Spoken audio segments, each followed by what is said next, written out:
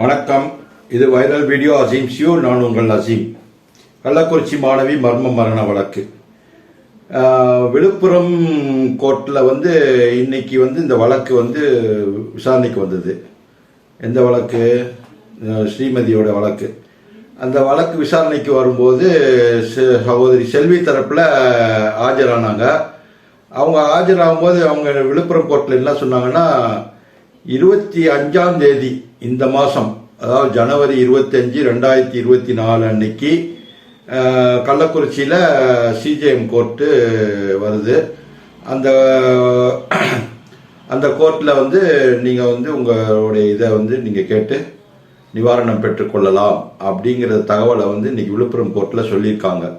So Villupuram கோர்ட்டில் சொன்ன தகவலின் அடிப்படையில் 25ஆம் தேதி ஜனவரி மாதம், அதாவது இந்த மாதம் 25ஆம் தேதி 2024 அன்னைக்கு சிஜேஎம் கோர்ட்டு கள்ளக்குறிச்சியில் உருவாகி அவங்க நீதிபதி நியமிக்கப்பட போகிறார் அப்படிங்கிற தகவல் இன்னைக்கு வந்திருக்கு. அதோட இந்த வழக்கை அடுத்த மாதம் 9ஆம் தேதிக்கு ஒத்தி வச்சிருக்காங்க. அந்த ஒத்தி வைக்கப்பட்ட வழக்கு கள்ளக்குறிச்சி சிஜேஎம் கோர்ட்டில் அமர்வு ஏற்படுத்தினதுக்கப்புறம் அங்கேருந்து சம்மன் அனுப்புவாங்க. அந்த சம்மன் வந்ததுக்கப்புறம் நீங்கள் போய் ஆஜராகணும் அப்படின்னு சொல்லியிருக்காங்க. ஸோ 9ஆம் தேதி இந்த கள்ளக்குறிச்சியில் சிஜேஎம் கோர்ட் செயல்பட துவங்கும் அப்படிங்கிற ஒரு விஷயம் இன்னைக்கு கிடச்சிருக்கு. ஸோ இந்த தகவலை சொன்னது சகோதரி செல்வி அவங்க சொல்லியிருக்காங்க. அவங்க வாய்ஸ் நோட்லேருந்து சொல்லியிருக்காங்க. ஸோ அவங்க சொன்ன அதன் அடிப்படையில் அடுத்த மாதம், அதாவது பிப்ரவரி மாதம் 9ஆம் தேதி இந்த வழக்கு கள்ளக்குறிச்சி சிஜேஎம் கோர்ட்டில் விசாரணைக்கு வர்றதுக்கான வாய்ப்புகள் இருக்குது. ஏன் வாய்ப்புகள் இருக்குது அப்படின்னு சொல்கிறேன்னா, விழுப்புரம் கோர்ட்டில் 9ஆம் தேதிக்கு ஒத்தி வச்சாலும் இவங்களுடைய கோர்ட் அன்னைக்கு சம்மன் அனுப்பினா மட்டும்தான் நம்ம ஆஜராக முடியும். ஸோ சம்மன் 9ஆம் தேதிக்கு அனுப்புவாங்களா அப்படிங்கிறது ஒரு பெரிய கேள்விக்குறியாக இருக்கிற நேரத்தில் நம்ம எதிர்பார்ப்பு 9ஆம் தேதி அவங்க சம்மன் அனுப்பி கூப்பிடுவாங்க அப்படிங்கிறது நம்மளோட எதிர்பார்ப்பாகவும் இருக்குது. அது நடக்கக்கூடிய வாய்ப்புகளும் தெரியுது.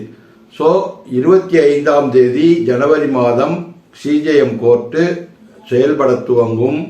அதே நேரத்தில் முழு வீச்சில் இந்த சிஜேஎம் கோர்ட் 9ஆம் தேதியிலிருந்து தான் முறைப்படியாக செயல்பட துவங்கும். அப்படிங்கிறனால 9ஆம் தேதிக்கு நம்மளுடைய இந்த வழக்கை அடுத்த வாய்தாவாக ஒத்தி வச்சிருக்காங்க.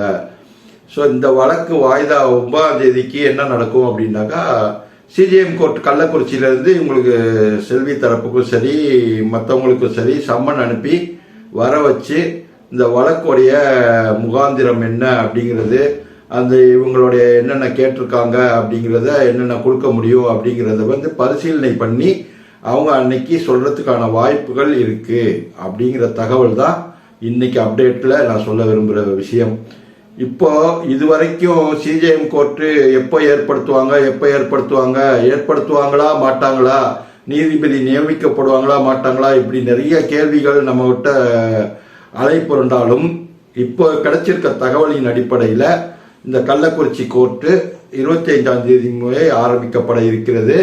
அதுக்கு 9ஆம் தேதி செயல்பட துவங்கும். அந்த 9ஆம் தேதிக்கு நமக்கு சம்மன் அனுப்பியிருக்காங்க. சம்மன் அனுப்புறதுக்கான வாய்ப்புகள் இருக்கு. ஸோ அப்படி சம்மன் அனுப்புனா நம்ம 9ஆம் தேதி போய் அந்த கோர்ட்டில் ஆஜராகி என்னென்ன செய்யணுமோ முறைப்படியாக செய்ய வேண்டிய விஷயங்கள் எல்லாம் செய்வோம் அப்படிங்கிறத தெரிவிச்சுக்கிறேன்.